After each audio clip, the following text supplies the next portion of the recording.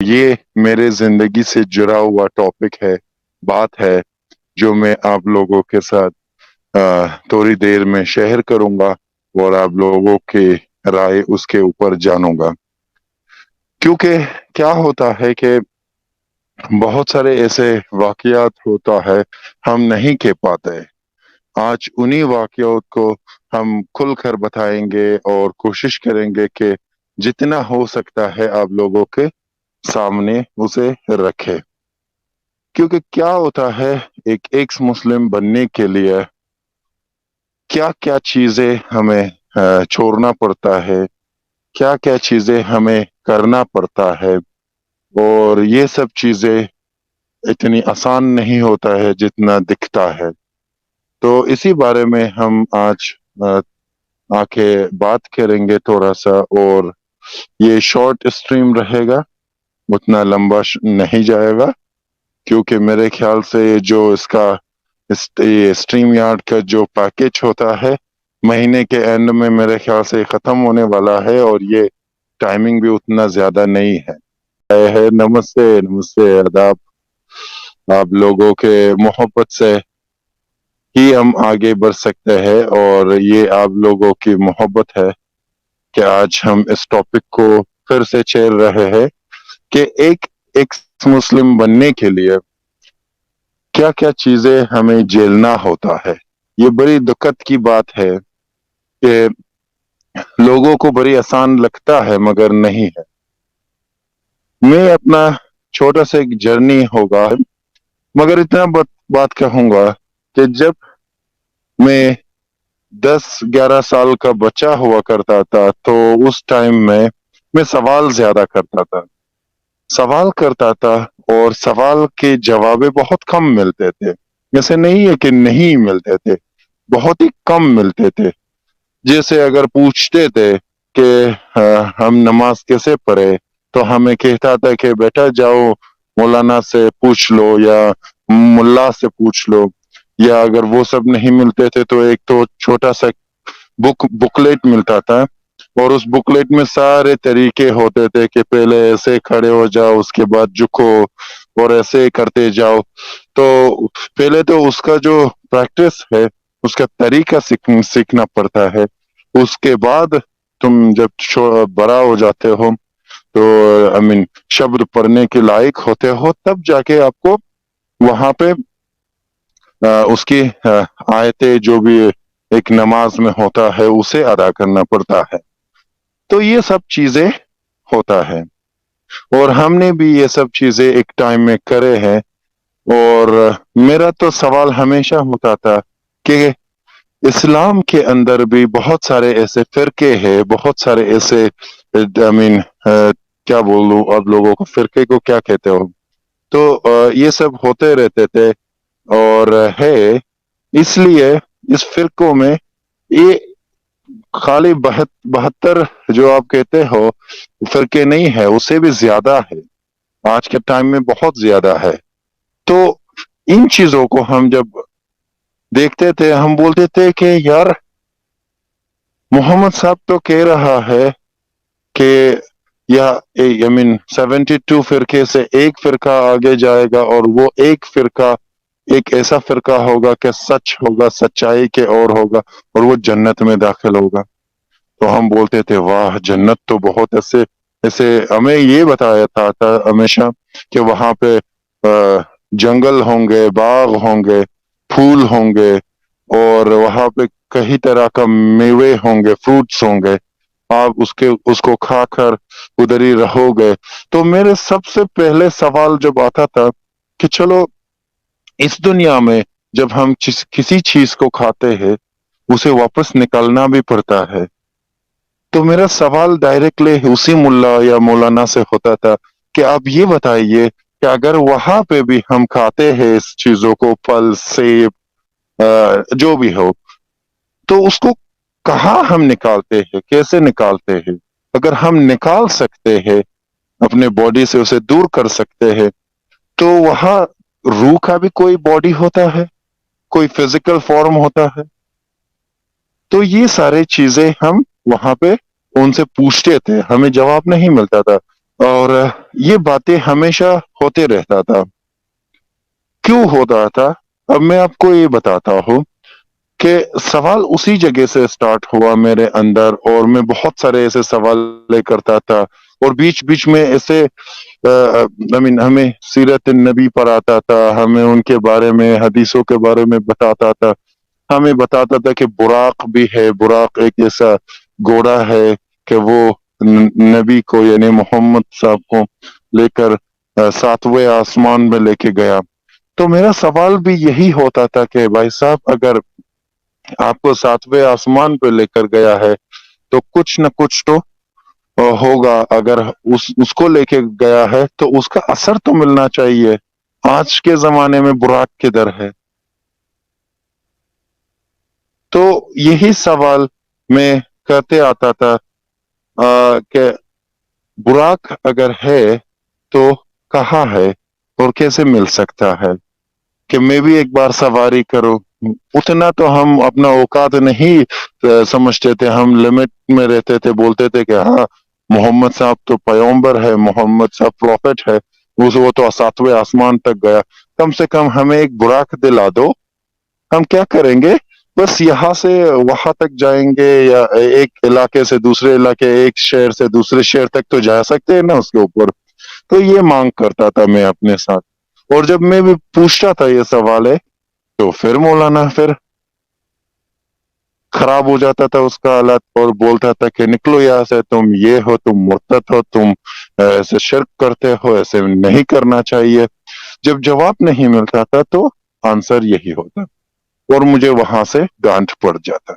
ہمیشہ ہمیشہ ڈانٹ پڑتا تھا. اور یہ ایسا نہیں ہے کہ میں خالی بس سوال ہی کرتا تھا. یار کبھی کبھار ایسے بھی ہوتا تھا کہ جواب بھی بڑے چھوٹے چھوٹے چیزوں پہ ملتا تھا. جیسے ہم پوچھتے تھے کہ وضو کیسے کرے، تو بولتے تھے کہ چلو وہاں مولانا صاحب اب سکھاتے ہیں. تو ہمارے ابو کو یعنی ہمارے فادر کو بھی جو سکھایا گیا ہے، جو سیکھا ہے، وہ آ کے ہمیں سکھاتا تھا.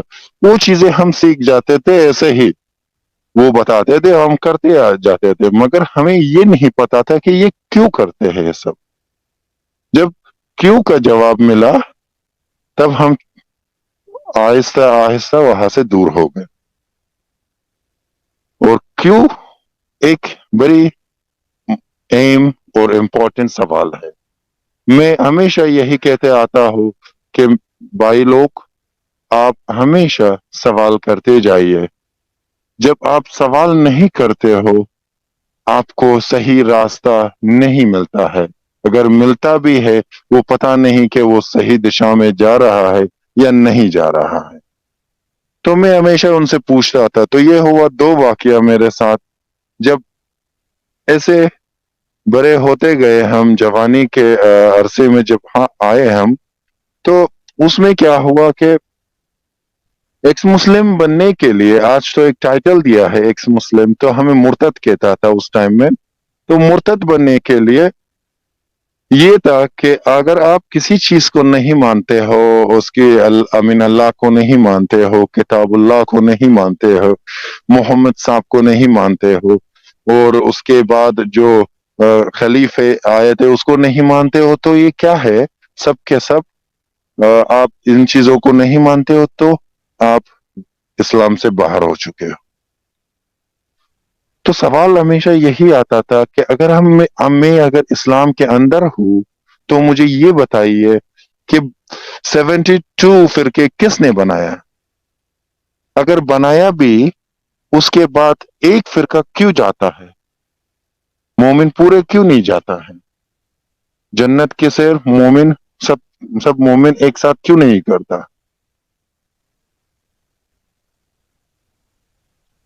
بات یہاں پہ نہیں رکتا ہے. مومن پھر آ جاتے ہیں، یہی کہتے تھے کہ نہیں، مومن کے اندر بھی اچھے ہوتے ہیں، برے ہوتے ہیں، یہ ہوتے ہیں، وہ ہوتے ہیں. تو میرے اندر پھر سوال اٹھتا تھا کہ چلو یہ بتاؤ کہ مومن بچہ جو ہوتا ہے، کہ جو اس کو کچھ بھی جانکاری نہیں ہے، آپ لوگوں نے ان کا ختنہ بھی کر دیا، اگر وہ مر جائے 6-7 साल की उम्र में, तो वो कहाँ जाएगा?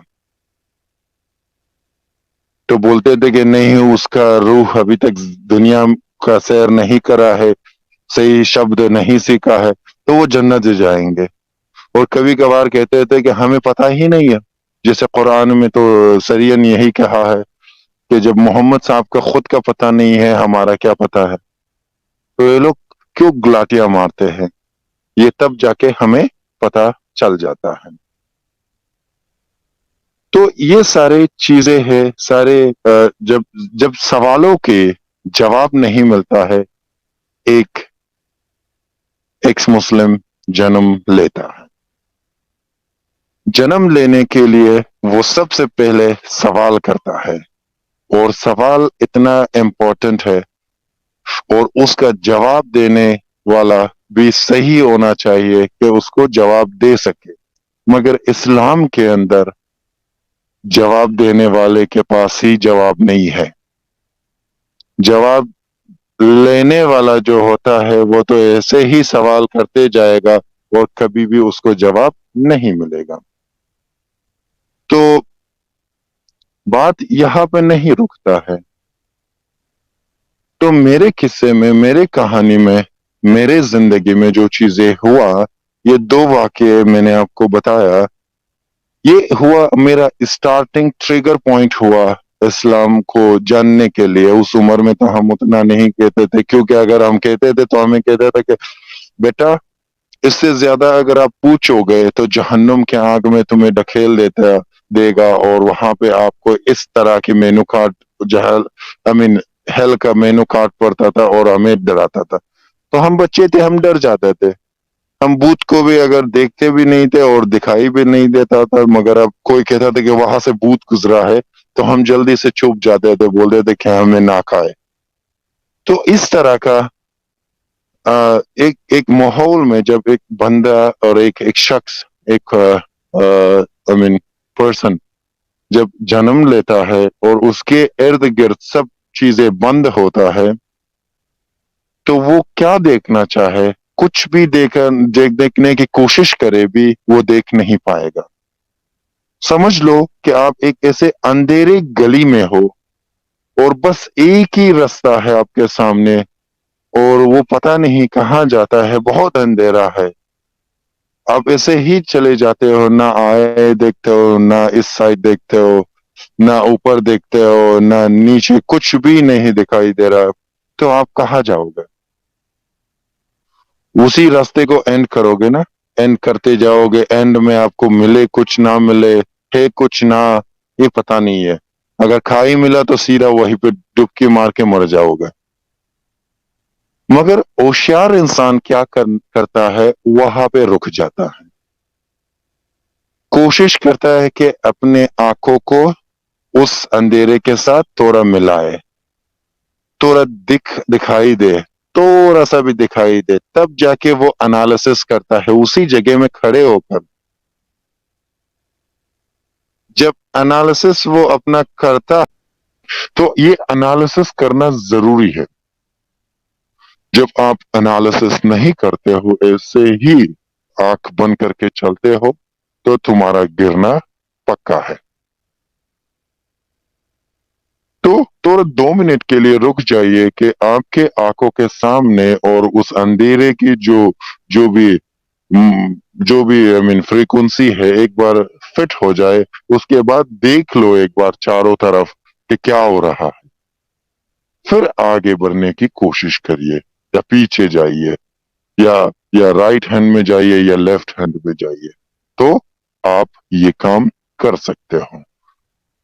मगर इस्लाम एक ऐसा अंधेरी गली है कि वो आपको देखने के लिए मजबूर करेगा कि आप मत देखो, आपके आंखों के ऊपर पर्दा डालेगा, आपके हाथ से लेकर आपको खींचेगा अपने और, कि चलो इसी रास्ते में जो भी है, चलो एंड में देखेंगे। हमें एंड क्यों देखना है? हमें हमारे सामने बहुत जिंदगी पड़ा हुआ है, जिंदगी तो जीने दो। हमें क्या धकेल रहे हो इस खेल में, उस खेल में, ये करो वो करो? हमें जिंदगी तो सही से जीने दो। یہ ساری چیزیں ہوتا ہے ایک مسلم گھرانے کے اندر، اور وہ بندہ اگر ہم سب اس سے امید کرتے ہیں کہ یہ جا کر کچھ اچھا ہی کرے گا، جا کے ہمارے اسٹریم میں آ کے ایک لاجیکل بات کرے گا، یہ ہو نہیں سکتا۔ ہم بھی ایک زمانے میں ایسے ہی ہوا کرتے تھے، کوئی اسلام کے خلاف جو کچھ کہتا تھا، ہمارا اتنا نالج نہیں ہوا کرتا تھا، چھوٹے تھے، ہم کہتے تھے کہ یا اللہ یہ دیکھو یہ کیا کر رہا ہے، یہ تو پورا گناہ کر رہا ہے، یہ تو جہنم میں جل جائے گا۔ اب جب ہمیں پتہ ہی چل گیا ہے سب کچھ، ہم کہتے ہیں جہنم بھی تمہارا، جنت بھی تمہارا، ہمیں نہیں لینا دینا ہے تمہارے اس ڈر کے خوف میں، ہم جیتے نہیں ہیں۔ ہم جیسے آئے تھے آزاد ایسے ہی مریں گے، اور مرنے کے بعد ہاں یہ پوائنٹ ضرور یاد کروں گا، کیونکہ بہت سارے ایسے مومن آتے ہیں۔ آپ بتاؤ کہ ایکس مسلم ہو گئے ہو، اب کیا ہو گئے، آپ کا کیا ہوگا؟ یار ہمارا کیا ہوگا؟ ہم انسان بننے کی کوشش کر رہے ہیں، انسان بننے کے لیے بہت سارے ایسے کام ہے کہ ہم وہ کریں گے۔ چلو میں مر گیا، میں تو اپنی باڈی پارٹس ڈونیٹ کروں گا، تمہارا کیا ہوگا؟ جیسے اب ایک ڈائلوگ ہے، تمہارا کیا ہوگا کالیا، کیا ہوگا تمہارا؟ آپ کو تو خاک کے اندر ہی دفنا دے گا، اور جو باڈی پارٹ ہوتا ہے تو وہ آپ لوگوں کیا اسلام کے حساب سے اسے الگ کرنا ہی حرام ہے، جیسے ہی آئے ہو ایسے ہی آپ کو حساب دینا ہے اوپر جا کر۔ تو آپ کیسے اپنی باڈی پارٹ ڈونیٹ کرو گے مومن؟ نہیں کر پاؤ گے۔ میں تو کبھی کبھار یہ سوچتا ہوں، تم لوگ تو ڈونیشن باڈی پارٹ ڈونیٹ تو نہیں کر سکتے ہو، یہ سچ بات ہے، اسلام کے حساب سے وہ غلط ہے، مگر کبھی کبھار یہ سوچ آ جاتا ہے کہ اگر چلو آپ لوگ تو ڈونیٹ نہیں کر پاتے ہو، جو آپ نے ختنہ کیا ہے نا، ٹوپی اڑایا ہے، اگر اس ٹوپی کے بارے میں آپ سے پوچھے گا تو مومن آپ کیا جواب دو گے اللہ کو؟ ہمارے پیچھے تو چھوڑو، اس ٹوپی کے بارے میں سوچ لو آپ۔ تو جو میری بیوی ہے وہ کرسچینٹی پریکٹس بھی کر چکی ہے اور چھوڑ بھی چکی ہے، اور اس کو پتا ہے یہ ساری چیزیں، اس کو تو میں اسٹریم میں نہیں لا سکتا، مگر ان کی سوال ہے، بہت اچھے اچھے سوال ہے کہ میں وہ پوچھ سکتا ہوں کہ ایک کلٹ کو چھوڑنے کے لیے 10 سال اگر لگ جائے، دوسرے کلٹ میں جانے کے لیے پھر 10 سال اب لگاؤ گے، تیسرے کلٹ کے اور جاؤ گے تو 10 سال، 30 سال آپ لوگوں کے پاس ہے، میرے ہندو بھائی بہن اور ہندوستان کے جو لوگ ہیں، کیا آپ لوگ اپنی عقل یوز کر لو گے؟ کیا آپ لوگ سچ میں اپنی عقل یوز کرو گے؟ میں یہ بڑی بڑی سیریس نوٹ پہ کہہ رہا ہوں آپ سبھی سے جو آپ لوگ سن رہے ہو۔ مجھے ایک بات بتائیے کہ آپ لوگوں کے بیچ میں بیٹھ کر، آپ لوگوں کے پیسے کو لے کر وہ بندہ کچھ کر رہا ہے، انڈائریکٹلی ایک اور کلٹ کو پروموٹ کر رہا ہے، اور ہمارے ہندو بھائی بہن بڑی خوشی سے تالیاں بجا رہا ہے، اور کمنٹ میں تو مجھے گالی بھی بہت بر بر کے ملا، ایک دو محبت بھی ملے مگر بر بر کے گالی بھی ملا۔ کوئی بات نہیں، اس کی بات نہیں کر رہا ہوں، میں یہ کہہ رہا ہوں کہ ابراہمک کلٹ کے بارے میں پہلے جانیے، سب کا سورس ایک ہی ہے، بس اس کے بعد آپ ہوشیار ہو، آپ کو جانکاری کے لازم نہیں ہے، میں کیا بتاؤں۔